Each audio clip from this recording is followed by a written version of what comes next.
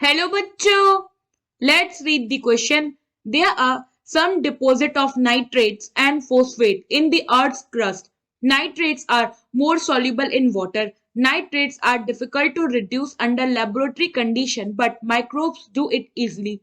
Ammonia form a large number of complex with transition metal ions. Hybridization easily explain the ease of sigma donation capability of NH3 and PH3. Phosphine is a flammable gas and is prepared from the white phosphorus. White phosphorus on reaction with NaOH gives PH3 as one of the product. What is a?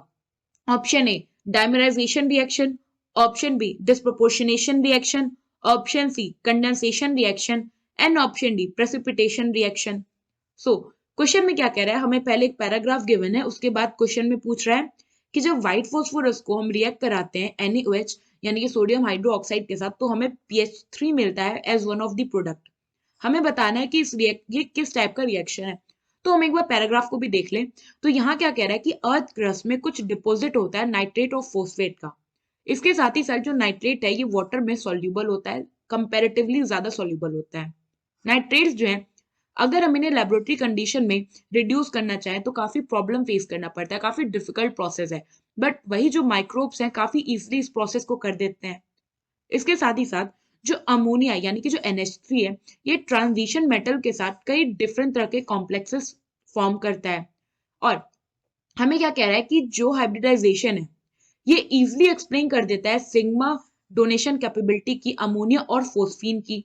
और क्या कह रहा है कि जो phosphine है वो एक फ्लेमेबल गैस है और इसको हम प्रिपेयर करते हैं by the white phosphorus. Now back to the question. हमसे कह रहा था कि हमारे पास व्हाइट फोस्फोरस है, यानी कि हमारे पास है P4. ये है व्हाइट फॉर्म में. ये जो P4 है इसको हम रिएक्ट करा रहे हैं NaOH के साथ, सोडियम हाइड्रोक्साइड, और साथ ही साथ यहाँ पे कुछ अमाउंट में होगा वाटर मॉलिक्यूल. तो जब ये रिएक्शन होता है तो यहाँ पे प्रोडक्ट में हमें मिलता है NaH2PO2 और इसके साथ साथ मिलता है PH3. नाउ इक्वेशन बैलेंस करें तो यहां हो जाएगा 3, यहां हम कर लेंगे 3 और ये हो गया 3. So equation is balance here. Now further question में हमसे क्या पूछा था कि हमें बताना है किस टाइप का रिएक्शन है. तो किस टाइप का रिएक्शन है ये पता करने के लिए हम क्या करते हैं, यहाँ पे जो मेन एलिमेंट है हमारा फोस्फोरस, इसके सेंटर एटम दोनों प्रोडक्ट में पता कर लेते हैं. क्योंकि देखो फोस्फोरस क्या हो रहा है, दो डिफरेंट प्रोडक्ट के फॉर्म में आ रहा है ना यहाँ पे. तो P4 क्योंकि एलिमेंटल फॉर्म है तो इसको ऑक्सीडेशन स्टेट है 0. NaOH में हाइड्रोजन पे है +1 चार्ज, ऑक्सीजन पे होता है -2 चार्ज और सोडियम पे होता है +1 चार्ज. वाटर की बात करें तो ऑक्सीजन हो गया -2 ऑक्सीडेशन स्टेट में, हाइड्रोजन हो गया +1 ऑक्सीडेशन स्टेट में. नाउ प्रोडक्ट में PH3 यानी कि फोस्फीन में ईच हाइड्रोजन होता है +1 ऑक्सीडेशन स्टेट. तो अगर हमें फोस्फोरस को ऑक्सीडेशन स्टेट निकालना है तो हम कैसे निकालेंगे. हमने कंसीडर कर लिया कि फोस्फोरस का ऑक्सीडेशन स्टेट है X.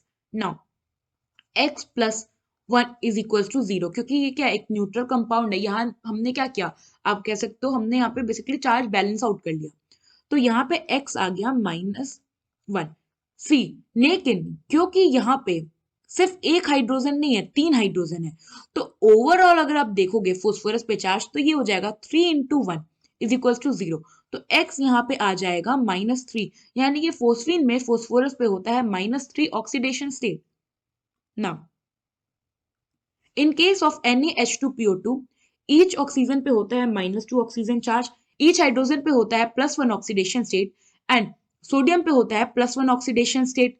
नाउ अब हम कंसिडर कर लेते हैं कि फोस्फोरस पे है ऑक्सीडेशन स्टेट X और इसको बैलेंस करें तो ये क्या हो गया 1 + 2 × 1 क्योंकि 2 हाइड्रोजन है, +X + 2 × -2 क्योंकि टोटल कितने हैं 2 यहाँ पे oxygen is equal to 0.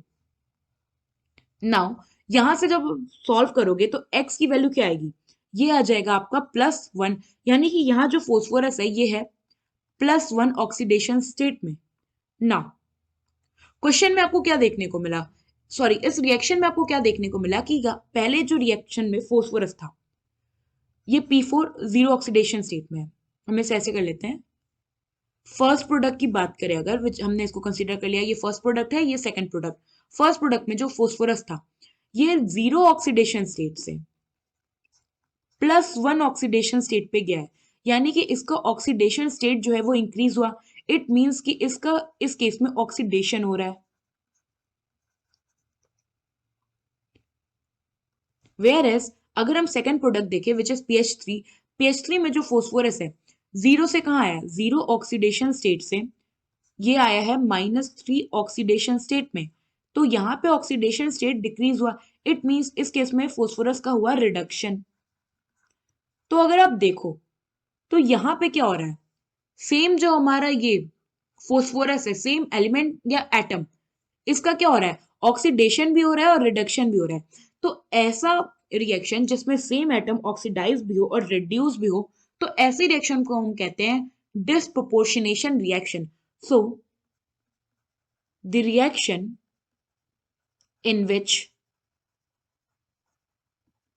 same atom oxidize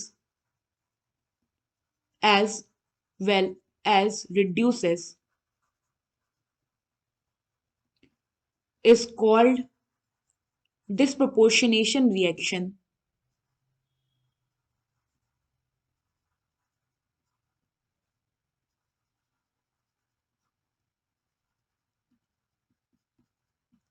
So यहाँ पे जो करेक्ट ऑप्शन है ये है ऑप्शन बी।